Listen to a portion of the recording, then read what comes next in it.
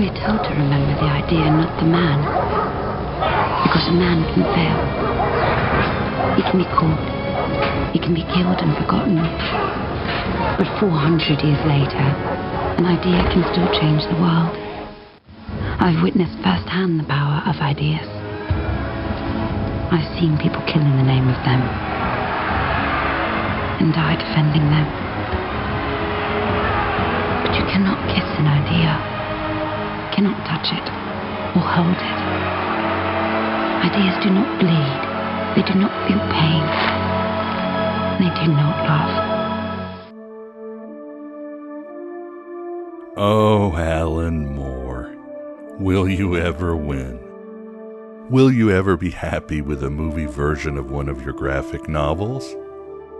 You weren't happy with the adaptation of V for Vendetta, which all of you just heard a clip. Then again, will any of us Gnostic-minded ever be happy with any version of reality today? Especially when produced by heavenly Weinsteins in high places. In between a reality that bites until the aeons bite back and the themes for V for Vendetta, here we are, stuck in the middle with you, Yaldabaoth. Look how he spends his time. 43 species of parrots. Nipples for men. Slugs. Slugs! He created slugs. They can't hear, they can't speak, they can't operate machinery. I mean, are we not in the hands of a lunatic? What do we do? As my friend Jim West said in The Inner Sanctum of Gnosis, the world's a prison built out of matter, and even if matter is ultimately neutral or inherently paradoxical stuff that can be used as a vessel of liberation or enslavement, we still know for certain that unlike the spirit, by nature matter is enabled to, quote, bloweth where it listeth, as the Gospel of John says. This tells me that only your spirit can escape matter. In fact, that's the key to getting out of jail. The good news is that you already possess this key. After all, your imaginative spirit is already freely exiting the prison. It's your feet that are stuck on the ground. Therefore, might I suggest, they are not the ultimate key. As for the key to keeping your mind free and sustaining the Dharma of Gnosis, practically speaking, most likely you'll find yourself wandering in and out of the prison walls. The world tends to lock us back up as soon as we break out, but you can always escape again. And while death might seem like a final punishment, it's potentially a final escape. How are you supposed to relate to a friend whose life is directed from beyond the stars? I mean, what kind of attitude am I supposed to take to that? Meanwhile, whenever you're stuck inside, it's only courteous that you show the way to the door to anybody else who asks. It seems that creating better art than the creator gods is one way out, as well as writing your own gospel and living your own myth. So good luck with making copies of your keys.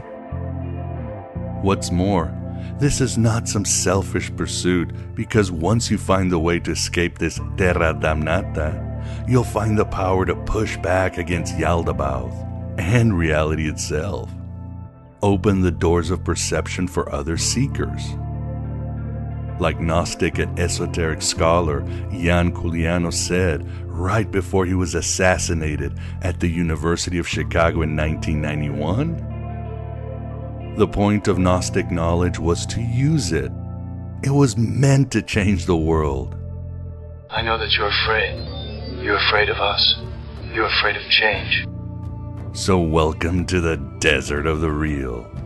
In case you're wondering, you're not having a condom smell flashback, but have arrived to a district of the virtual Alexandria to Aeon Byte Gnostic Radio.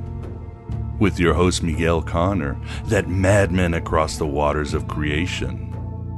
Welcome you jaded mandarins, spiritual entrepreneurs, and modern-day Tom Sawyers, your mind not for rent by any god or government. welcome to this Red Pill cafeteria.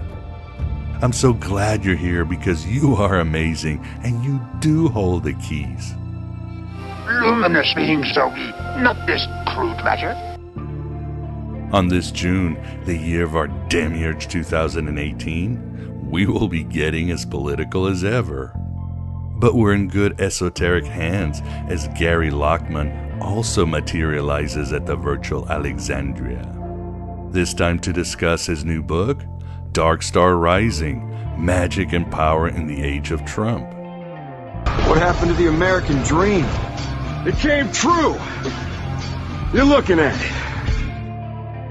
Get ready for an electric but balanced interview on all the high weirdness going on today across the globe as reality bites and the aeons bite back.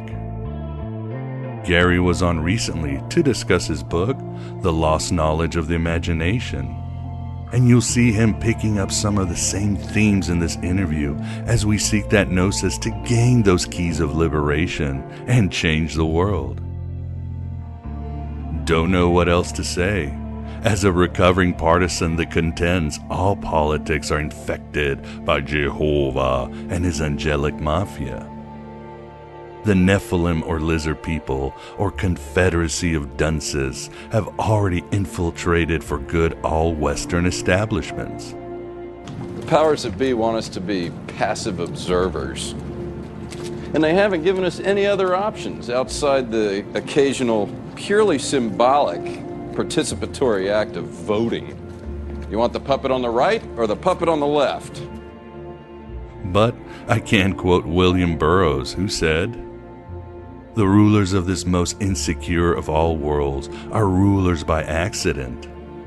Inept, frightened pilots at the controls of a vast machine they cannot understand, calling in experts to tell them which buttons to push." Or I also can quote Philip K. Dick from The Man in the High Castle.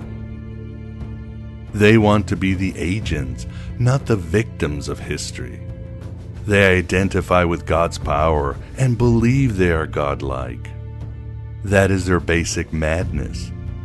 They are overcome by some archetype. Their egos have expanded psychotically so that they cannot tell where they begin and the Godhead leaves off. It is not hubris, not pride. It is inflation of the ego to its ultimate. Confusion between him who worships and that which is worshipped. Man has not eaten God. God has eaten man.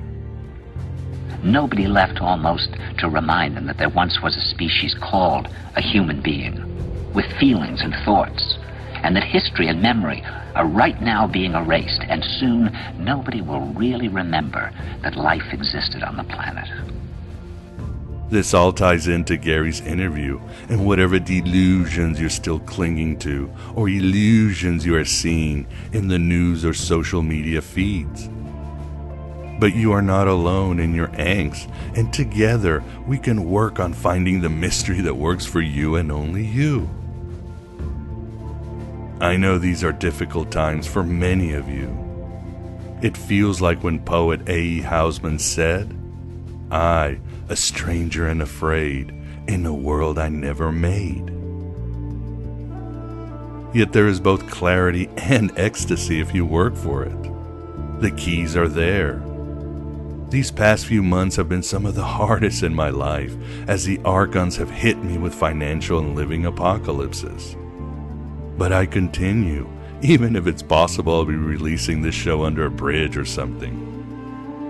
You're not alone, and neither am I. We will prevail. We're in this together. Divided we stand, together we rise. We live. We fight. And we die. For each other.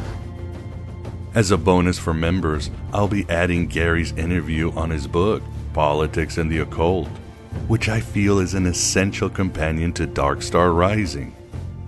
It's so important you understand the magical forces that have been embedded in civic and business institutions across the world and history, even in our alleged secular modernity. It's so important. But enough of my drivel. Let us do the interview with the most awesome Gary Lachman on his book, Dark Star Rising.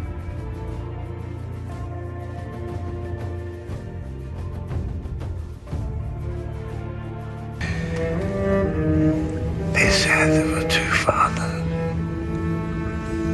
one above, one below. They lied. There was only ever the devil. And when you look up from the water, it was just this reflection laughing back down at you.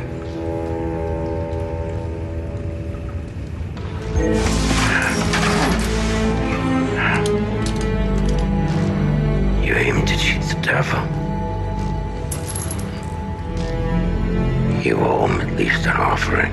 This is the AM Bite interview, and with us, we are so delighted to have back Gary Lachman, this time to discuss his new book, Dark Star Rising, Magic and Power in the Age of Trump. How are you doing today, Gary? I'm doing very well, Miguel. Thank you for having me on once again. Oh, it's great to have you on, and glad you're putting out books, important books at this rate. Certainly the audience will be very delighted. We can't have enough, and this book's very pertinent. Yeah, well, it's I actually finished it a year ago, almost.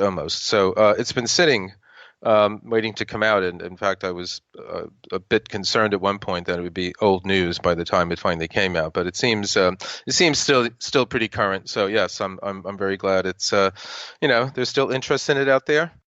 Yes. So what made you decide to write it? I mean, this is your more newsy kind of book. It's all about current affairs. And as you mentioned, was there a moment where you said, I've got to write this book and write it fast? Well, if you remember around the time, sort of around, leading up to Trump's election and afterwards and all that, all this rather esoteric sort of stuff or occult sort of material seemed to be in the sort of, if not on the front page, at least, having some column space in different newspapers and all that. But the main I was thinking, my God, what's going on now? It seemed to be, my God, people like Julius Evola are being talked about in New York Times, and there's all this kind of sort of chaos magic business seems to be happening in the background, and what's going on. And what came to sort of actually do this book was when I saw this notice that this fellow Harvey Bishop, who is he writes about New Thought and mental science and that kind of thing, and he has a blog, and he just put up on his blog a report of that meeting that the National Policy Institute, the NPI, which is this very innocuous sounding name for a group that many people regard as ultra right, far right political organization, and Richard Spencer, who's the head of that, or was at the time, and also the person who founded the alternative right, the alt-right, and so on. They had their meeting very soon after Trump's election, and it started off with Spencer saying, "Hail Trump, hail our hero," because they were big Trump supporters, and then saying, "We made this happen. We dreamed this into reality. We made this come true," and that this was greeted by cheers and quite a few sort of Nazi salutes and so on, and it was in the news and all that.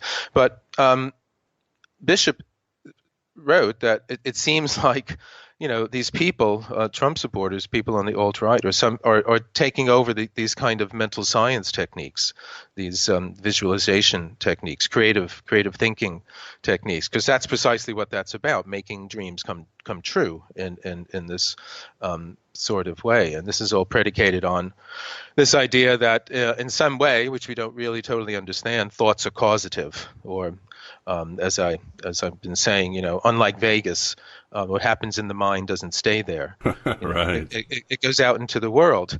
And so he wrote about this, and I started, I followed it up, and then you saw, well, one of the first things you find out is that Trump is, a lifelong devotee of positive thinking.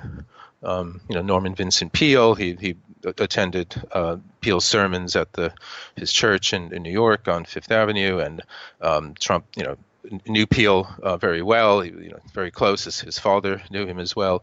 And Trump's own books, his own sort of self-help or get-rich-quick books, are full of this whole idea about thinking positively and only having optimistic, forward moving thoughts, and never accepting defeat, and so on. And the fundamental idea is that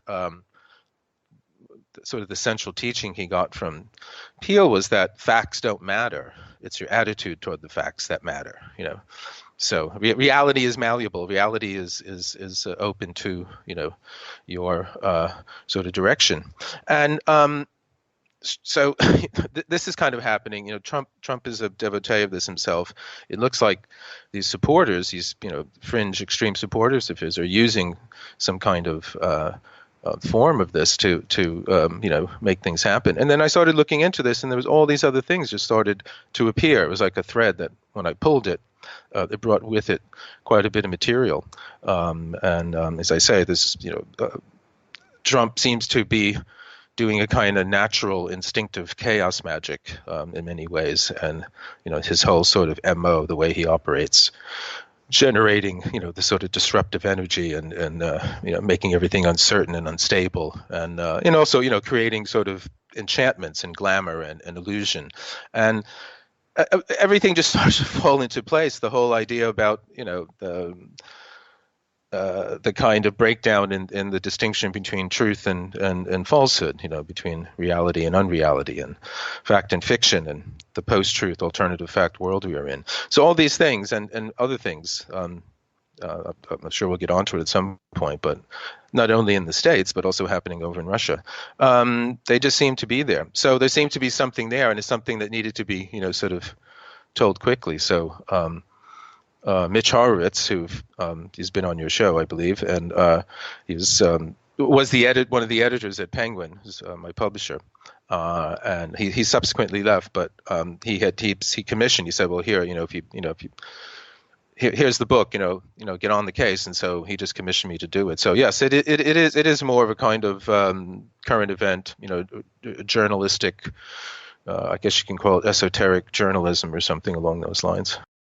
Yes, I think Mitch definitely discussed this, and we've been discussing your book too. And he had a friend that told him, hey, look at the positive side. During the fascist times, we get great music and great art. So, but we still need to look into it. And I always think of your book, Politics and the Occult, which I tell people it's actually going to be more timely as it goes on. And in this book, but you say in Politics and the Occult, you wanted to show that mysticism and the right aren't just the best bedfellows during intense times, but you can't have progressive ideas and mysticism and esoteric ideas being rich and vibrant. But in Dark Star Rising, it seems the opposite. It seems the right really has embraced magic, while the left continues to embrace more secular ideas that perhaps aren't working out very well in the grand geopolitical stage. I mean, like you say, Trump and Putin know about this magic realism, this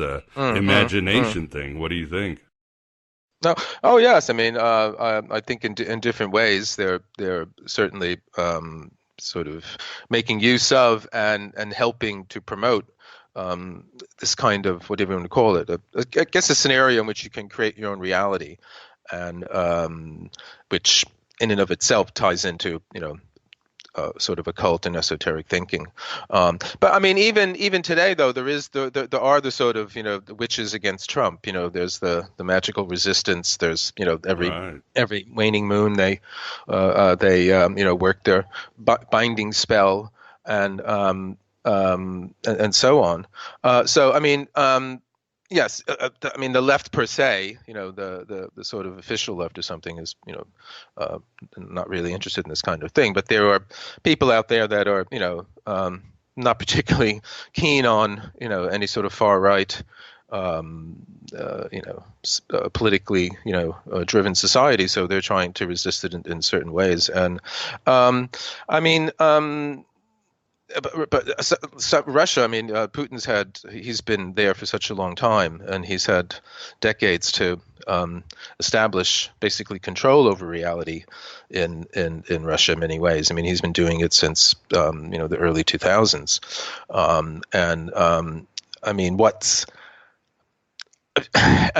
he sort of played two different kind of approaches. More recently, he's sort of shifted to this kind of revival of this idea of Holy Russia, where Russia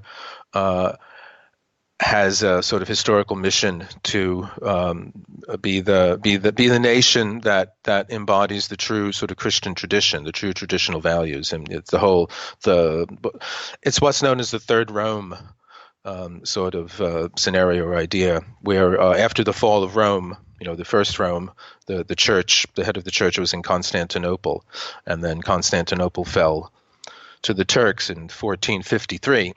And after that, Moscow was the third Rome, because Moscow had adopted Greek Orthodox Christianity and then became its own Russian Orthodoxy around the same time as when Constantinople fell and all that. So it has this tradition idea that it's inherited, the mission, the destiny of the true teaching of Christianity, which is always more mystical and sort of eschatological, focused on the end times than Roman Catholicism, which it always saw as much more worldly and all that. And so, but prior to sort of associating himself and his vision of Russia with this kind of return to traditional values, is as opposed to the decadent West. The West is just sinking in this kind of neoliberal, hyper individual, anything goes, whatever you want, kind of Western indulgence. And Russia is standing up for traditional values, traditional gender values, traditional sexual roles and things of that sort. But prior to that, he had this whole decades-long sort of hyper reality that he had created by having gained control over the media early in his regime, as it were. And he had this fellow, he was known as a political technologist, this fellow named Vladislav Surkov, who basically ran this show and created a kind of alternate reality for most of Russia. Most Russians get any information about the world through the state, sort of television and so on, other venues like that. And he created just this world around them that, he called it managed democracy. So it was a way in which he could present the appearance of democracy while still having, the control in the Kremlin. And one of the things he would do is sort of create sort of mock political debates where there would be two opposing sides about some issue, and they would have a lively, very, feisty debate on television. But Surkov himself was sort of funding either side and kind of just, managing them. And so it gave the illusion or the appearance of, yes, here, people have free speech, people can talk about. And so he would do things like fund very avant-garde, transgressive, art shows. And then he would fund very orthodox, conservative, traditional, church groups to complain about it and and sort of petition against it and things like that. And it was all sort of about like having a reality TV. I mean, that's one of the themes of the book, and the whole idea that our notion of reality has changed. And that's why I say that Trump is the singularity that everyone's been waiting for. We were talking about the singularity for a long time when reality was going to be somehow different. And that's exactly what happened. But it didn't happen in the way we wanted it to. But it is what happened. Our ideas about reality are different now. We discuss at length in many ways, something the truth or falsehood of something that at an earlier time would not have generated so much kind of explanation and verbiage, So it's kind of changed. Things have shifted, and that whole notion of the partition between truth and falsehood and reality, or certainly reality and television. We sort of created this whole represented world, which it is a kind of second reality out there. It's a kind of sort of whatever mirror or an electronic representation of everyday reality. It's it's in a way, it's kind of, not that it's become conscious, but that it's become its own kind of thing in many ways. And so it's generating things back into us. So, where reality television is the most popular thing, right, in popular culture for however long now. And what's happened? We have a reality TV character entity that's come out of that. It's come out of that world, like in that, what is it? The Ring or something, that horror film has come out of the screen, and now it's it's one of the most powerful men in the world and all that. So this interchange between the real and the unreal, and which is, in one sense, we see it in sort of postmodernism, in sort of intellectual or sort of cultural terms, but it's also, very much along the Gnostic lines or the occult lines and all that kind of thing, what is real, what isn't, and all that. So it's within that kind of broader context that all of this sort of magical stuff, seems to be coming in. And, you could easily just say this is just crazy, which many people do, or if you just are willing to keep an open mind, you can look at it and you can see, my God, it actually does kind of fit into place, and it seems to be having some real effect. At least in what we can see of the political world, it seems to be having some kind of as I say, it's making things happen. Yes, I think that's the perfect theme, that we've become a reality TV show across the world.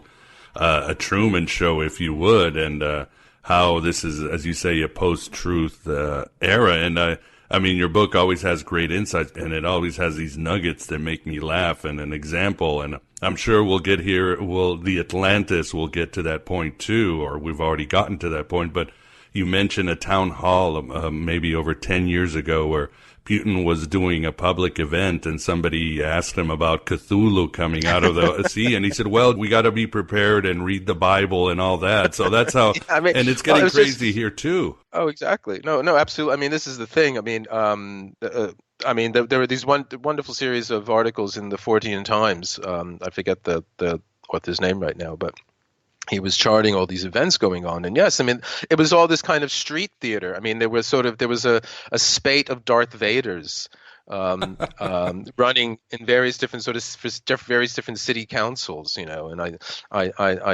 think there was a Chewbacca that got on the Odessa City Council or something like that. And it was all that kind of fun, it was sort of, in one sense it's fun, but it's this kind of bread and circuses on a grand scale, and it kept the public entertained. And in one sense, you can't blame them, because Russia had went through this horrible time, after the collapse of the Soviet Union, and then the high hopes for Western liberal democratic ideas and so on, and then things just went sort of crazy. I mean, it went into free fall.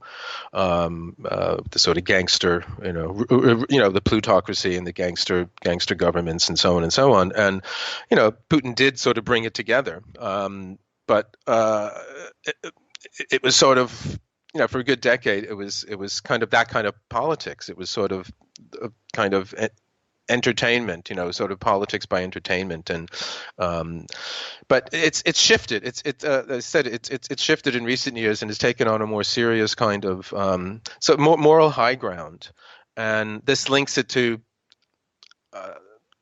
as I said, this idea about Holy Russia, and the idea that Russia has some kind of historical destiny. In some way, that it has a planetary sort of destiny. I mean, what's interesting is that people are rediscovering, and Putin himself is referring to, these writers and philosophers, thinkers from what was called the Silver Age, just before the Bolsheviks, and they kind of bled over into the early 1920s, but sort of, by the mid-20s they were completely gone and all that. But this is fantastic time, sort of from the fin de siècle into just, as I said, just around before the Bolsheviks, and an explosion of sort of, creative ideas and philosophy, and all very mystical, had a very mystical, esoteric, high spiritual character to it.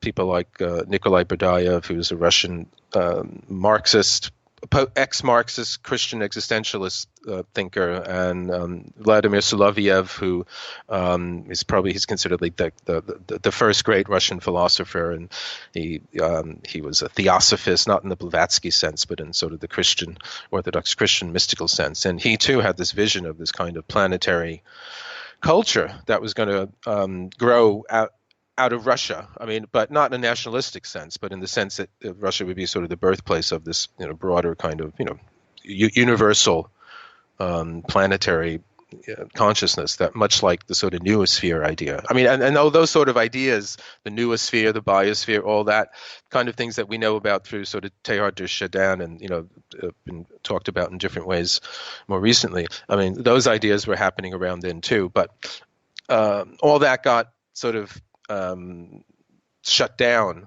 when the Bolsheviks came into power, and so this was this period that kind of got aborted. But now people are going back, and they're looking at the at the thinkers from them at that time, and basically giving Russia an identity through sort of this revival of this kind of this sort of vision that was cut short then. And I mean, it's very interesting stuff, and it sounds in one sense like just a sort of romantic excuse for a kind of hyper-nationalism, but it is something that's a sort of active ingredient in what's happening in that part of the world now. Indeed, but back here to the States, and you mentioned Trump as a singularity, and I always jokingly tell people, Trump is just he's the American dream come true. And when you look at our country, you mentioned New Thought and all that, but the basis of our country, especially in the 19th century, early 20th century, esoteric and occult thought, or really part of the fabric of this country, is that magical thinking that we can make anything happen. We can think our way to solutions, and they will become reality. So this is really part of the American vibe, and Trump just really represents this. Oh no, it's true. I mean, New Thought goes back to people like Emerson, Ralph Waldo Emerson, the transcendentalist. There's you think about America. I mean, maybe post 1960s and 70s, the word transcendental might come into certain parts of the country, but you certainly don't think of rough and tumble, America as anywhere where something transcendental would emerge. But you do have Ralph Waldo Emerson and Thoreau, the school of literature and philosophy called the Transcendentalists, and the whole idea of New Thought, that phrase, comes from Emerson. He talks about it in one of his essays. And again, it is this kind of can-do, optimistic, forward-thinking, positive, new, fresh. There's certain America was a new beginning. America was the new world. You get that idea that we don't need to look back to Europe anymore. Europe is the old world, actually. And for many Americans then, and for a long time, Europe was considered actually rather decadent, kind of place to go to if you went to Europe in some way. Henry James, all these novels about people going there and changing, their character changes and all that. But yeah, no, it's linked to Emerson. It's linked to said Henry James. It's linked to his brother, William James, the great American philosopher and psychologist. And William James is interested in mystical experiences. He was interested in what we call the paranormal and spiritualism, and his great book, The Varieties of Religious Experience. But no, he not only studied what was called mind cure then, he practiced some of the sort of techniques himself for his own ailments. He suffered angina and other things, depression at times throughout his life, and he actually swore by the concrete results of practicing these things, and he lobbied. I think it was in Massachusetts, against legislation coming in that would have been very, very, very strict and sort of limited, the amount of access people had to this kind of thing. So it is rooted in this American can-do, positive thinking, forward, thinking, very young, vital kind of sense. And in its early days, it was sort of more sort of noble-minded and sort of health-oriented. And then sort of these early books about sort of building your character and all that kind of thing. And in many ways, it goes back to the idea of kind of the practical philosophy of the late ancient world, the late Greek world, where during very uncertain times, the philosophers like the Stoics and the Epicureans and the skeptics and others, they were less concerned about the sort of deep metaphysical kinds of questions, let's say, that Plato had concentrated on, and they were more concerned about how to get through life, because life was, as it is today, very uncertain and perilous and all that. So, I mean, though you can see these as a kind of self-help. So it has roots in, some very classical, prestigious sort of places. But it gradually turned from building your character in order into being sort of, prosperity, success, and that kind of American.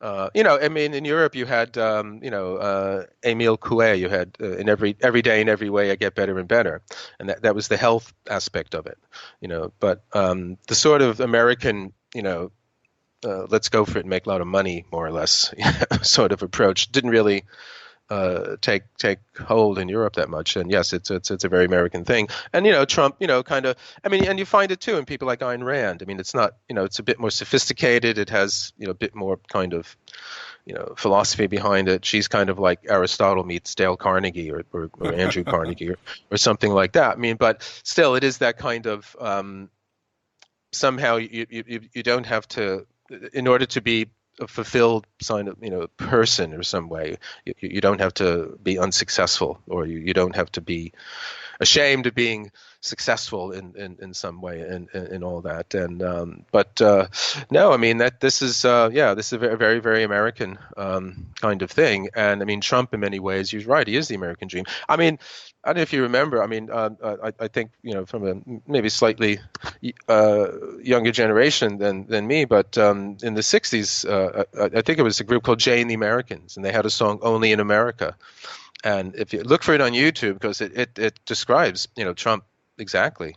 It's like, only in America can a kid from anywhere come from nothing and grow up to be a millionaire, and and even it's about he can become president and all that. And it is that sort of scenario where I mean that kind of go for the gold, sensibility is very much the American character, One of the factors of Donald Trump's very unlikely ascension was that of the 4chan trolls and the cult of Keck, Gary. Were you as fascinated by it during or after you did your research on this very strange phenomenon of Pepe the Frog and so forth? Well, to tell you the truth, I didn't. I hadn't paid a great deal of attention to Pepe, sort of when it was happening, and it was sort of on the periphery. And I sort of see these images of this frog, and you wonder what that was about. And but then when I started following the trails of the different occult politics happening around today, that was certainly a very important one. And yes, this what started out as a kind of innocuous cartoon amphibious slacker. The cartoonist Matt Fury, I think it was for his cartoon or comic Boy's Life. Then just got picked up and proliferated across the net, but he kind of found his way over to the dark side. I mean, he just starts off as a kind of a slacker character, and then people like Katy Perry and Nicki Minaj and others like that, were sort of happy to see themselves, posted with images of Pepe. But then he got picked up by kind of, as you say, sort of the trollers who saw Trump as a kind of hero or a kind of symbol of everything that, they thought, was wrong in one sense, but right in another. He became caught up in this strange chaos magic that seemed, at least according to some people, to have had some influence, or at least try to, on Trump's election. Yes, indeed. And but don't you think it's fascinating, the whole idea about how they related Keck to this Egyptian god of chaos and all that? Oh, yes, that was pretty fascinating, wasn't it? Yeah, so I think it's the sort of thing where all these synchronicities first started when I guess on 4chan, these people had this fascination with the Dark Knight Rises film, and they were posting scenes from the beginning of the film with Bane, the villain, and he's ostensibly being, shipped somewhere by the authorities, but actually he's in charge, and we know what happens. He makes the plane crash and all this sort of thing. And these people who, spend a lot of time in there, as they say, they live in their parents' basements, and they basically are just absolutely addicted and obsessed with posting things on the net. They started to see that their obsession with this seemed to bled into, the real world, and it was tragically in the form of the Germanwings 9525 crash a few years back in the Alps, and both the the opening scenes of the film and the real life incident are about a plane crashing. Both seem to have been on purpose. That seems to be the assessment of the Germanwings flight, that the pilot crashed it on purpose. Near the site of the crash, there's a town called Bane, which is strange enough. Wow. One of the crash investigators, his name was Bruce Robin, and we know Batman's real name is Bruce Wayne, and Robin is his sidekick. And there seemed to be a series of strange coincidences surrounding this sort of thing. And this was kind of the beginning of what someone christened Syncro mysticism, which is basically a kind of techno term for synchronicity, but synchronicity taking place not between the mind, the inner world, the imagination, and the outer world, but between the electronic imagination, this sort of exteriorized imagination that the internet has become, and it having some kind of effect on the outer world. And then, as I said, somehow the whole idea of being able to use whatever's at hand in the chaos magic tradition, this got transferred over into the internet as well. So instead of using actual sort of physical objects in some way as a magical object or a talisman or drawing a sigil in some way, you adopted some internet figure. And this is Pepe got adopted by these, Trump supporters and the alt-right and their fellow travelers as somehow a sigil, absorbing all of their intention, their willed intention, for Trump to get elected. And I guess the reasoning was that if by chance all these postings about Bane and about the beginning of the film and all that had some effect on reality, tragically, can we do it on purpose? Can we make it happen on purpose? Which is basically asking, can you induce synchronicities? And it seems you can, if we take as evidence that Trump was elected. But again, at the same time, there were all these other strange things started coming up. And as you say, Keck was this phrase that came out of this what is it? I forget, World of Warcraft or something like that. I forget which game it was. Yeah, that's it. This was the original game that all these gamers played, and whenever they wanted to have LOL, for some, whatever, they were, excited about something. Whenever they posted that, for some strange reason, it got translated as Keck. And this was in some way, this is something to do with somehow it's something to do with Korean. I forget, or something, the Korean language in some strange way, which when you think about all the stuff that's going on between Kim Jong-un and Trump over, or the nuclear business, that brings another kind of strange synchronicity into it. But then they discovered that Keck is the name of an ancient Egyptian god of what? Chaos and darkness and the new dawn and all this sort of thing. And he's a frog-headed god, or a frog-formed deity, Egyptian deity. And so this was a strange thing. And then in the whole system of, I guess in 4chan and these other sort of posting sites, when you posted something, you got a number, because it was all anonymous. This was one of the great things about the 4chan world and all that. And the whole anonymous group emerged out of it, because everyone who was on it, they could post whatever you want, and it wouldn't be traced back to you. So you could get away with anything, basically. And that was part of the appeal. But you got a number. There was a number assigned, to your post. And people started to notice that they would get sort of duplicate numbers, let's say, or triples or quadruples. So I think it was you get an 8-digit number. And then within that, people were finding, 3 threes or, 4 fours or something along those lines, 2 twos or something. And this all had to do with the Keck postings and with the postings about Pepe and all that. So there seemed to be some indication that some kind of approval. These postings were getting some strange approval. And one of the points I raised in the book was that, we all know, anyone who dabbles in the occult arts knows that, you shouldn't call up anything that you're not prepared to put down.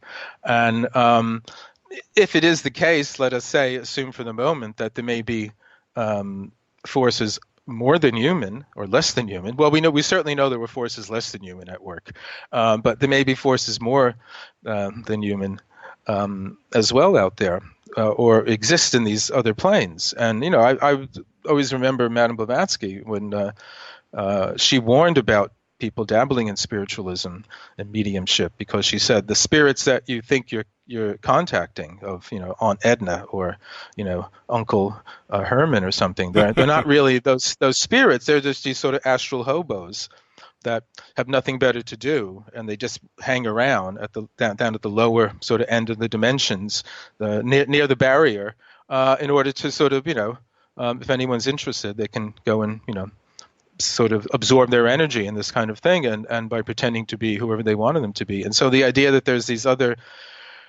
entities in some way existing, just slightly, in the other dimension next to ours, they may be, especially during this time when we live in this post-truth alternative fact time, and the whole idea of reality and what's true and what's not true is very shaky. They may very well find the barriers separating our world from theirs, very permeable, and they may in fact be being invited in.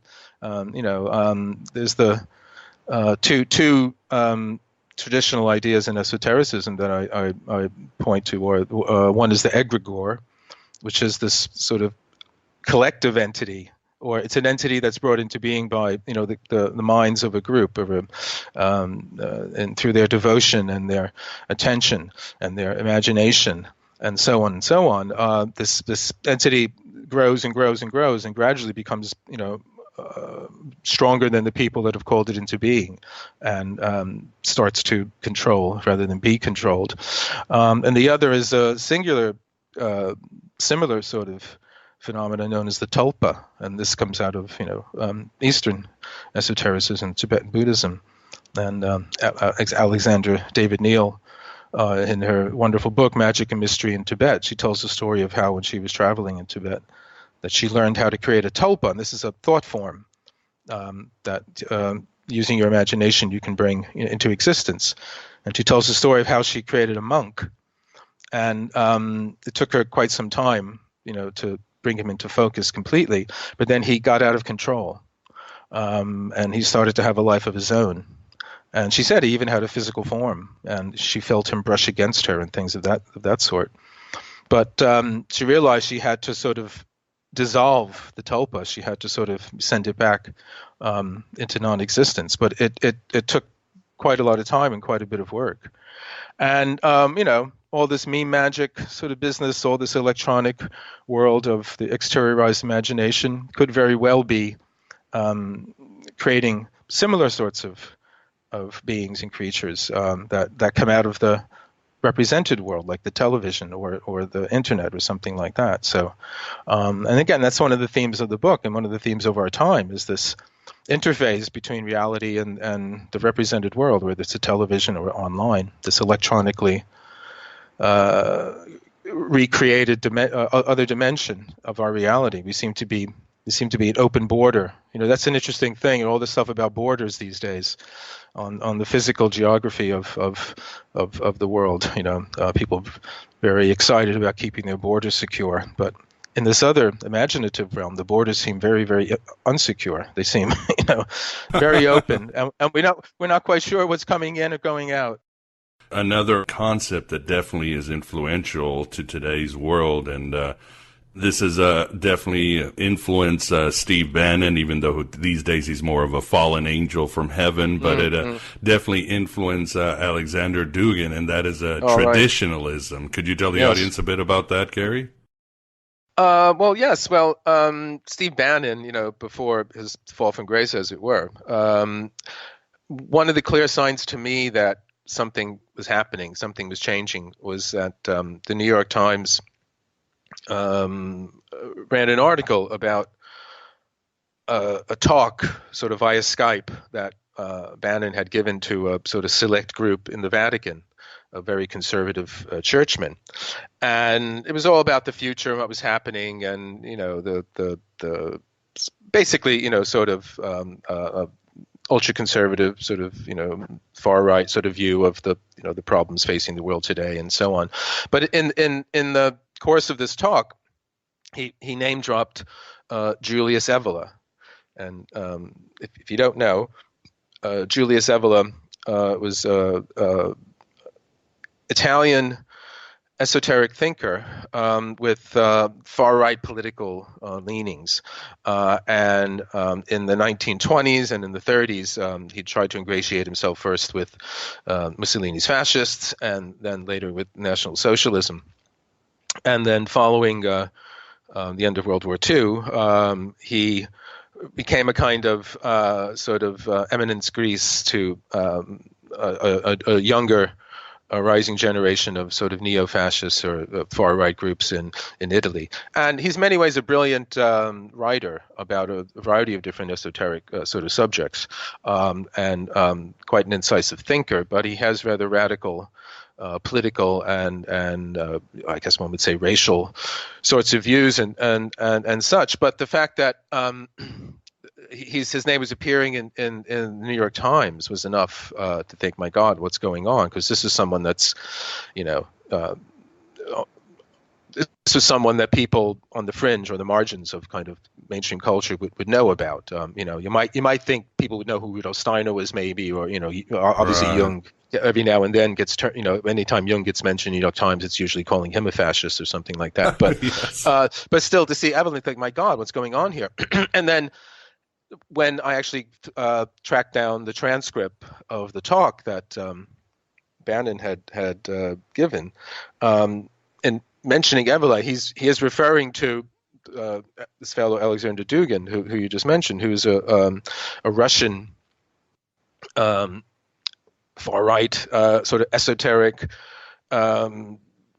political thinker who has a very, very strange career.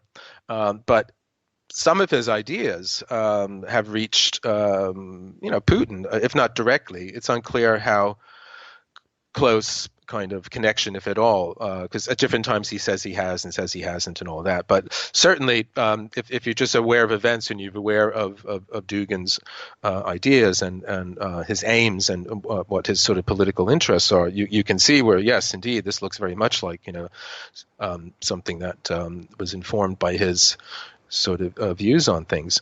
And he too was a big reader of Evola. And Evola, as you say, comes from the school of esoteric philosophy that's known as traditionalism. And this began in the early 20th century with a French scholar named René Guénon, who comes out of the kind of Parisian occult milieu in the early 20th century. It's sort of the tail end of the period when you had people like Eric Satie and J.K. Huysmans and Stéphane Mallarmé and Claude Debussy. There was a famous bookshop near the Seine that they all used to go to and hang out. And this is when sort of there was a kind of occult revival at that time in Paris and in other European capitals too. But it's the kind of milieu with someone like René Schwaller de Lubitsch, who the sort of maverick Egyptologist and alchemist. He's the fellow who sort of kind of first said that the Sphinx was, much older than it is because of the rain erosion and so on and so on. In any case, so there's this sort of occult milieu in Paris around sort of the back side of Notre Dame and all that. And Guénon sort of is coming out of that milieu as well. And traditionalism is this belief that, and it's something that goes back throughout sort of the Hermetic tradition. It's the idea that, in the dim dawn of time, there was a fundamental revelation about the nature of things, about God, the cosmos, and man, or humanity, and the relationships between them and all that, or among them and all that. And this was, the truth with the capital T, and the tradition. This was how things are, and gradually over time, we've lost touch with that, and all of the great religions have emerged historically out of this, initial revelation, and the esoteric, as we know, means inner. And if you can look into the inner teachings of the great religions, of Christianity, of Judaism, of Islam and Hinduism and whatever and so on, you can find the kernel of this revelation from the dawn of time. And this is something that it's the same. The Hermetic tradition talks about the revelation that Hermes Trismegistus receives from Nous, the great mind, and then Hermes carries that tradition on. And it's the idea that there's been a kind of secret or hidden or esoteric inner tradition handing down the essence of this initial revelation. But historically, things have gone from this golden age when everything was right and the world was in harmony and everything was in its place and all was in order, through gradual decline. And Guénon talks about the Kali Yuga, this dark age in the Hindu tradition that we're in, and in the Greco-Roman tradition, you have the sort of golden age, the age of silver, age of bronze, and the Iron Age, and we're in the Iron Age now. And traditionalism generally has a very dour, view of modernity. It is very much against the modern world. Avila's big book is called Revolt Against the Modern World, and Guénon has a book called Crisis in the Modern World, or Crisis in the Western World, and they partake of this theme, the sort of decline of the West sort of notion that began. Well, it depends how far back you want to go, but it certainly became very, very popular just after World War I with Oswald Spengler's classic tome titled "The Decline of the West," and Spengler was this, again, a kind of maverick historian. Wasn't really part of the German academic, sort of culture there, but he wrote this book on the side and published it, and it was Germany and Europe was just in the right mood after World War I for a book basically saying that Western civilization was on its way out. He was against the Enlightenment idea of this just sort of one linear, history. It started back then, and it's going on, and it's just in a straight line, as it were, into kind of infinite Newtonian time, as it were, And he said, no, it's not like that. It's, cultures and civilizations are organic. They're born, they grow, they reach a certain maturity, then they start to decline, and then they die. And it's not cumulative. Things may pass on to the next one, but it isn't all kind of building up towards some great, conclusion. They're independent. They're sort of like flowers in a garden. All the flowers don't add up to one big flower. They're all independent flowers. And so this was the theme that the West was, going out, and where Guénon was quite happy just to sort of withdraw and watch it go down. And he did. He left Europe, he left France, and I think in the late 20s, and he moved to Cairo, and he converted to Islam, and he lived there until I think he died in the early 50s, 51. Evola had a more sort of martial kind of character, and he was more of a warrior rather than a priest. So where Guénon was sort of a Brahmin, you could see Evola as a kshatriya, if you're familiar with the sort of Hindu terms for the caste system and all that. And speaking of caste system, that's something that Evola was very keen on. He had this whole idea of this kind of traditional society, and modern society was completely decadent. It was completely, given over to just materialism and individualism and relativism, and there was no sense of hierarchy, no sense of the difference in value between things and all that. And he tried to sort of imbue some of these ideas, or basically tried to interest some of these ideas, interest both Mussolini's fascists and National Socialists with some of these ideas, or find a place for himself within their kind of world there, where he can sort of basically inject these ideas. But he didn't get very far. And funnily enough, he said he became very critical of Mussolini's fascism, but it wasn't for the usual reasons you might think. It was because it wasn't fascist enough. He said he was looking for this kind of what he called this kind of absolute fascism. And in a way, you could see it.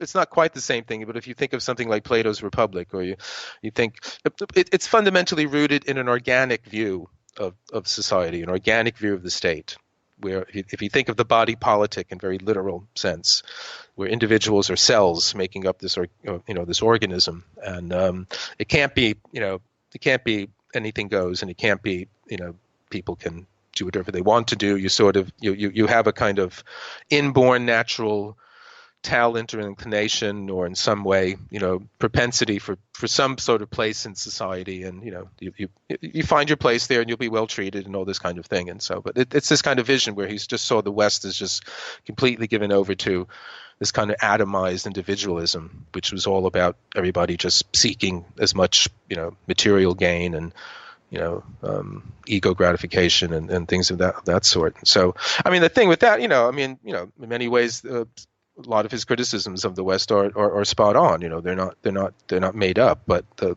response to them, the kind of reaction to it is not necessarily what many of us would care for. And so, getting back to Bannon is that he was still involved with Trump, still sort of Trump strategist, saying that, yes, I'm aware of this character Evola, who has this very, very far right and esoteric ideas about society and politics and so on. Then also on the other side, and he's also referring to Alexander Dugin, who's on the other side of the planet, who's also very much informed by Evola's ideas and other strange, esoteric, and very extreme political ideas. And he too has some influence, or at least his ideas reach Putin. So both sides of the planet, both big leaders have people in their orbit that are interested in these kinds of things and are very vocal and very committed to them. This kind of gets mixed up with the whole idea of sort of traditional values, where traditionalism is not necessarily about traditional values in the kind of Fox network idea of traditional values, but still in some ways it is kind of where the liberal secular vision of things isn't about traditional values. It isn't about traditional gender roles. It isn't about traditional sexual roles or whatever. It isn't about traditional anything. It's about whatever, whatever individuals want, and people's right to do this or that, So those kind of things get kind of blended together. But as I said, this is a stance that Putin has sort of adopted, where he is kind of the defender of the traditional family kind of roles and religious roles, and the church has become very very very strong again in Russia. He has close ties with it and things of that sort, and so does Dugin. Dugin's very much in many ways. I believe he still is, but he had become what's known as an old believer, and this was a very traditional form of Russian Orthodoxy before any of the kind of progressive reforms that came in the sort of 16th century, I believe. So it's a kind of fundamental, form of it as well. And he has, the thing about Dugin, he has some very, very radical ideas. I mean, his fundamental idea is that the great motor of history is this primal struggle between two sort of mega civilizations, and it's what he calls the Atlanticists and the Eurasianists. And the Atlanticists are the seafaring nations, and nowadays that's the United States, the UK, sort of the NATO and that part of the world, and I guess Japan or something.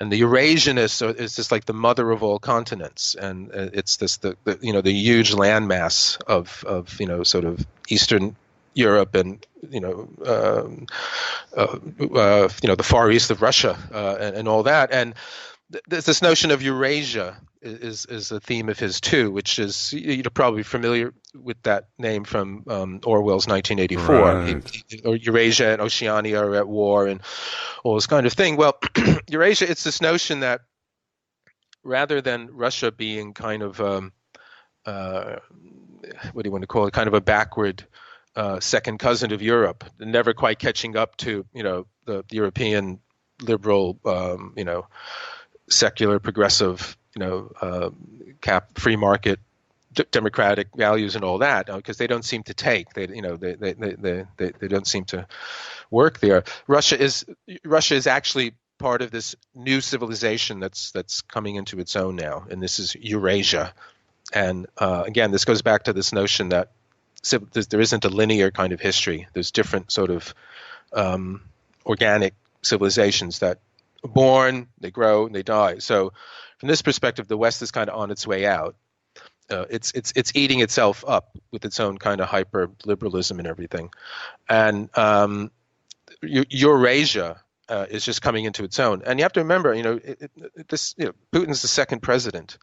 I mean, Russia has a past, but as the entity that it is now, it's just coming into being now. It's one of the youngest countries on the planet in that sense, and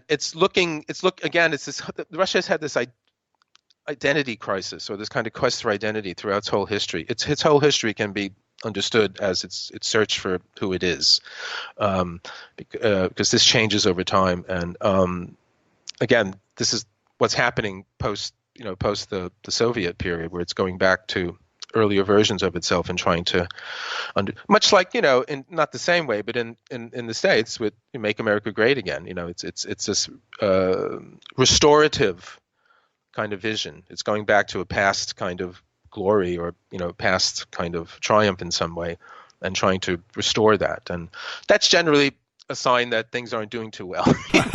And things are shaky, and but this seems to be what's happening. But no, I said Dugin sees this vast kind of struggle between the Atlanticists and the Eurasianists, and he wants it to kind of come to a head. He's very much has this politics of chaos vision, in the sense that he wants some kind of disruptive thing to happen, so that the old, I mean, he's vehemently against the whole kind of Western liberal view of things, the globalization and all of that, the whole, just the world turns into a huge, online shopping market or something, and you can buy whatever you want. You can buy, if you want to be a different sex, you can buy that. If you want to, whatever, anything goes. And what he sees Russia and some other countries that are anti-West as standing up for is what he calls a multipolar view of the world. And this is something that Putin himself has said in speeches, where there can't be just one pole. There can't just be one dominant power in the world, And this is, I don't know if you remember this book, what is The End of History, Francis Fukuyama, in the early 90s. And End of History and the Last Man, I think it was what it was called. But it was the idea that with the collapse of the Soviet Union and the what do you want to say, the apparent failure of sort of the communist Marxist sort of economic strategy, history had ended in the sense that the liberal free market capitalist democratic view of things had won. It had spread, it had become global. And this is more or less kind of what Hegel had said, the philosopher Hegel had said would happen. There would be, the idea of history is moving towards this kind of absolute sort of freedom in a certain way. And I'm giving a very short sketch of Hegel here, but Fukuyama was saying, yes, with the collapse of the Soviet Union and basically the global spread of the free market, that has happened. And lots of liberals in the West would be really happy about that. But Dugin and other people in the East and Russia, they just thought this was a horrible idea. That was the end. That wasn't the end of the history. End of history in the sense of the goal had been achieved. No, it was the end of history because it was a collapse into this kind of just market. The world had become a marketplace.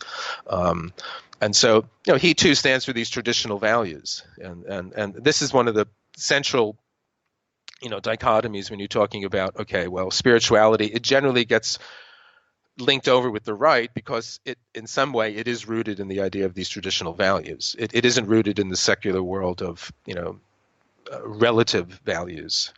I mean, that's one of the things too, that somehow it's rooted in a sense of the world that there's a hierarchy of values that are absolute, and whereas the modern world it's all secular and relative, and everything is produced by the culture itself. There's no truth, and we can say that's what's happening that's what's happening in the States today. I mean, that vision and this is the postmodern deconstructive vision, is that there's no absolute truth. Truths are generated by society. They're generated by the culture. So if that's the case, then, well, go for it. And that's what Trump and everybody who's into alternative facts and post-truth, that's what they're doing. They're just saying, okay, well, let's just go for it then. It's I call it trickle-down metaphysics. I mean, that's sort of what's happening now. Yes, and you speak of Dugin and chaos and anything goes, and this ties into my next question, which is that of chaos magic. It includes the whole me magic and the god Keck and all that. And as you write, Trump likes the unpredictable. Dugin wants this sort of chaotic narrative. And you write, chaos magic is attuned to the times, not the eternal. Chaos magic works by convincing you that it already has. So in essence, Trump is he's doing chaos magic, and he is influenced by the vibe of chaos magic underneath, again, with Keck and 4chan and all that good stuff. Well, I mean, that's the thing. I mean, I when I started looking at it, I said it's the way he operates. He seems to sort of do this naturally. He seems to have a propensity, for, like, can keep everybody on their toes. Nothing's stable. Everything's negotiable. Everything can change. And, truth is relative, and so on. And yes, this is very much the postmodern kind of sensibility. And chaos magic. I mean, it's a postmodern form of magic and occultism. It too doesn't, the truths are relative. Identity is relative. Identity, beliefs are things you could, put on and take off as need be, depending on your objectives.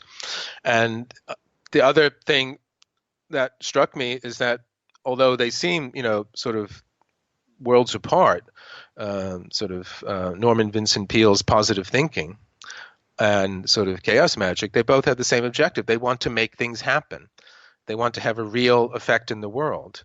And chaos magic started because you had, and again, it kind of starts up it has antecedents, but it kind of starts up as its own self-conscious self in the 70s during sort of in London here during the early punk years. And it's a kind of do-it-yourself magic in the way that punk was sort of do-it-yourself, music and do-it-yourself rock. And, instead of sticking to all the traditional stuff, the circle and the implements and the wand and getting the demon's name just right and all that kind of thing. It said just freeform it, do whatever you want with what's at hand. And in many ways, it's this area where it kind of shifts from magical practice to kind of an art practice, because that's very much what either like found art. You find something in the street and then you kind of put it somewhere in the room in a certain way, and suddenly, oh wow, look at that, and you see it in a different way, and it's something taken out and put in a different context, but it's changed in some way because you see it in a different way, and performance art and all that. So it's in this kind of, what's nowadays kind of called occulture. It's this kind of mid territory between kind of cultural event and a sort of magical kind of happening. But these guys were all doing this kind of thing, and again, they were tired of all sort of the Golden Dawn sort of magic. They didn't want to get in touch with their holy guardian angel. They wanted things to happen, stuff to happen. It was kind of crude. It's like, make that person fall. Just make something happen. And so as I started looking into the history of New Thought and its kind of metaphysical basis, and started looking into chaos magic, again, it's very similar. It's very similar, going into this kind of fundamental primal in between world. Austin Osman Spare, the occult esoteric painter and artist who is the early 20th century. He's sort of a kind of grandfather of he's kind of like the Iggy Pop of, let's say, chaos magic. He's kind of like the grandfather of chaos magic in the way that Iggy was kind of grandfather of punk rock, in the sense that he was kind of making it up himself. He ridiculed people who did sort of traditional ceremonial magic, and he invented his own system. And it had a lot to do with his art and things of that sort, but it had mostly to do with his own imagination, his own will and desire, and being able to focus that. And but what he wants to do, you would think if you know anything about Spare, it's a lot of weird transgressive sex and masturbation and sort of the death posture, which is like kind of almost self-suicide and things of this sort.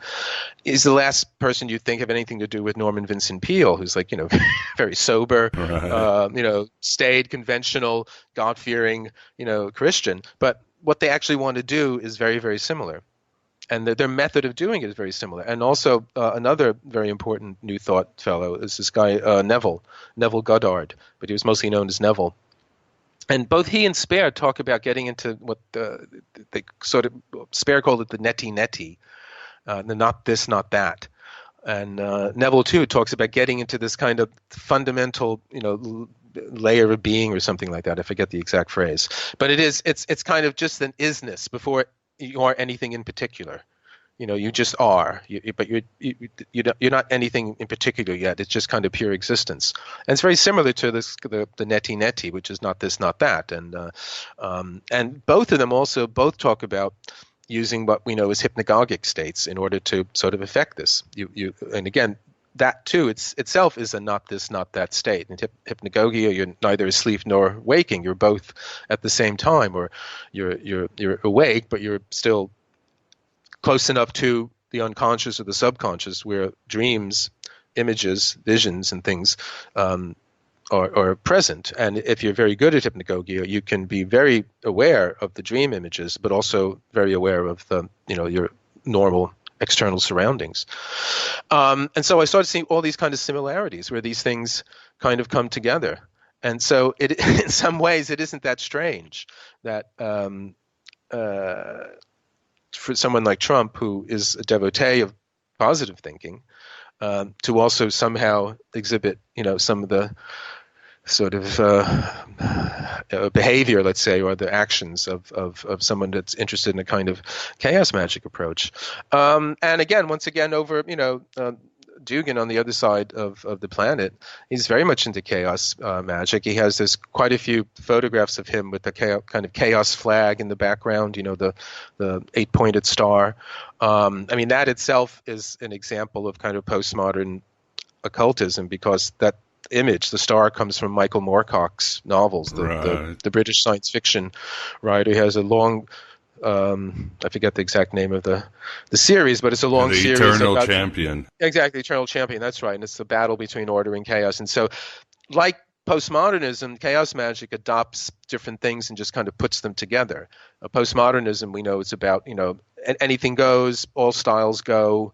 There's no linear sequence of things anymore. Everything is kind of all spread out around you in this multiple way, and you can pick and choose and put things together. You can mix and match, and we see that in architecture and other things. And so this is a kind of postmodern occultism in that way. And Dugin does that with sort of political ideologies, because he slaps together like the good bits, let's say, from his perspective, of say National Socialism and kind of fascism and Stalinism, and he's kind of, well, let's get rid of all the stuff we don't like, but yeah, well, there's other good stuff, and let's kind of put it together, and he kind of velcros it all together, and then he adds on to it a sort of Gnostic, kind of background noise, as it were, chaos magic, and a variety of other things, and it's a strange kind of medley of both, political ideologies, kind of magical practice, and postmodern, performance art.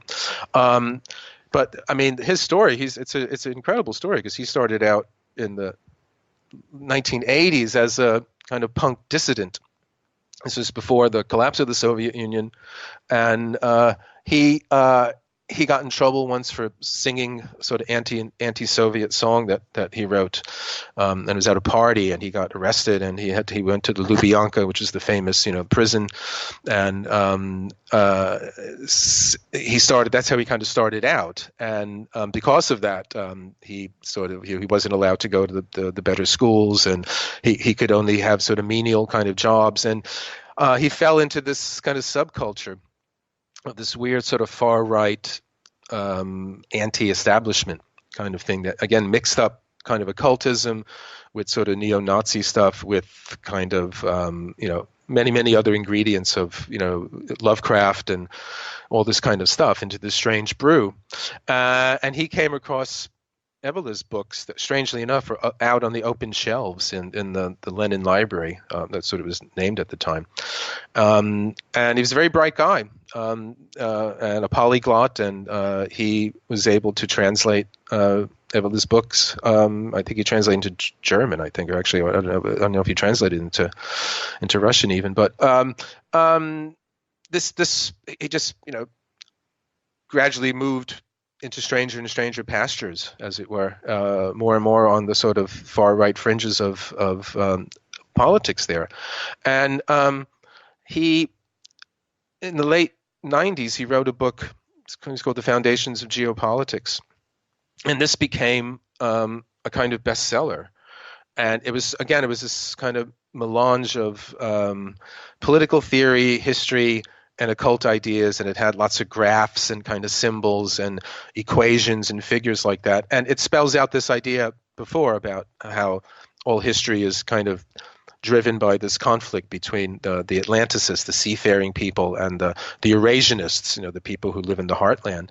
And this is very much like Evila's own idea in Revolt Against the Modern World, where he sees this kind of ongoing struggle between the solar types and the lunar types, the people from Hyperborea, the mythical land to the north, and where there was it was a kind of sun god worship and a masculine kind of virile spirituality, but then through some kind of Earth catastrophe, they had to migrate south, and then they intermarried and mixed with these southern sort of moon worshipping sort of hippies, and everything went bad after then. And so it's a similar kind of dialectic between these two fundamental oppositions. Interesting times, and again, very, very interesting, to say the least. And of course, for the listener, check out Gary's recent interview we did on the imagination. He unpacks it even further. And certainly check out Dark Star Rising, because we really have only touched on a lot of the ideas that Gary brings. I think that's all the time we have today. Gary, thank you very much for coming on Aeon Byte and discussing your latest book. Well, as always, Miguel, it's an absolute pleasure. Thank you very much. And there you have it, my beloved truth seekers. Our first part of our interview with Gary Lachman on his latest book, Dark Star Rising. Who let the tulpa out? Woof, woof. Strange days indeed, most peculiar, mama. I've got soul, but I'm not a soldier. We'll round up the second part of the interview where Gary discusses whether we can separate individuals from their ideas. Should we pile on Eliade, Campbell, and Jung for past brain farts? Or were they even brain farts but part of something more sinister? Gary will also grant us some of his views on Jordan Peterson, including how he agrees with him on certain issues like the toxicity of postmodernism, and much more. As mentioned, I will provide for members Gary's interview on politics and the occult, revealing how the mystical and the civic have been in bed in modernity, ever present in the French and Bolshevik revolutions and the founding of America, and beyond and today. It's so relevant to this interview, but we go further back and heavily deal with the influence of Freemasons, the Rosicrucians, the Illuminati, and other secret cabals. Jaw-dropping but essential intel in these or any times. More than 2 hours of Gary's gnosis for you. So please become a member, and please keep this Red Pill cafeteria open. I cannot do it without ye. Only $5.99 a month to join. Complete and not partial shows. Access to more than 400 episodes with the best and brightest in Gnosticism, Western esoteric, and free thought.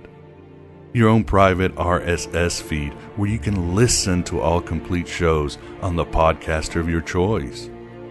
And for patrons, we now have an exclusive one for you.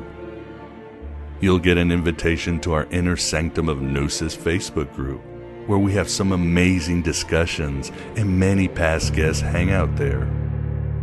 And I'm always there to directly and personally answer your questions and issues, and give you news on the show before it happens. Same benefits if you become a patron at Patreon, except you get early shows. If anything, a few shekels here and there via PayPal or the US mail.